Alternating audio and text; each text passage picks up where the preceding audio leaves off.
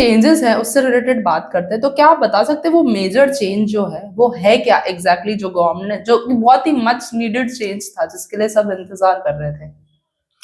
इस बार जीएसटीआर 9 में गवर्नमेंट ने एक बहुत ही इंपॉर्टेंट चेंज किया है जो टैक्स पेयर के प्रोस्पेक्टिव से भी इंपॉर्टेंट है, तो टैक्स प्रैक्टिशनर के प्रोस्पेक्टिव से भी बहुत ज्यादा इंपॉर्टेंट है। होता क्या है, जो मेरे जीएसटीआर 9 के अंदर है आईटीसी ऑटो पॉपुलेटेड होती है जीएसटीआर 3B से, तो वहां पर वो टोटल आईटीसी जो मैंने उस फाइनेंशियल ईयर में क्लेम की है उसको शो कर देता है। उसमें हो सकता है मेरी कुछ लास्ट ईयर रिलेटेड आईटीसी भी हो, लास्ट ईयर तक हम उसको शो नहीं कर पाते थे, बाइफर्केशन नहीं प्रोवाइड कर पाते थे जीएसटीआर 9 में। उसकी वजह से लिटिगेशन के टाइम भी इश्यू होता था और टैक्स प्रोफेशनल्स के लिए भी कहीं ना कहीं एक बर्डन क्रिएट हो जाती थी। इस बार जीएसटीआर 9 में गवर्नमेंट ने एक एडिशनल कॉलम दे दिया है जिसमें हम वहां पर फैसिलिटी है कि हम प्रोवाइड करवा सकते हैं डिटेल जो आईटीसी मेरे लास्ट ईयर से रिलेटेड है। जस्ट फॉर एग्जांपल, अगर आपने 2024-25 के अंदर कोई आईटीसी 2023-24 की क्लेम की है तो आप उसे सेपरेटली शो कर पाएंगे जीएसटीआर 9 में टेबल 6A1 के अंदर।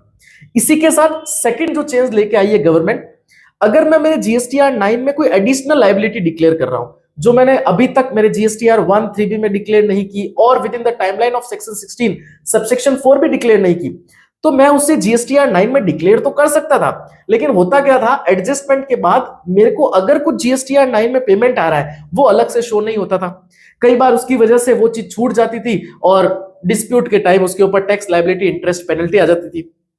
अब क्या किया है गवर्नमेंट ने, एक एडिशनल टेबल दे दी जिसमें वो टैक्स पेबल की कोई लायबिलिटी है जो मेरी ड्यू टू जीएसटीआर 9 आ रही है वो सेपरेटली शो हो जाएगी, तो मैं उसे आसानी से शो कर पाऊंगा, मेरा एक रिकंसिलेशन भी रहेगा और कोई टैक्स लायबिलिटी डिक्लेयर होने से छूटेगी भी नहीं।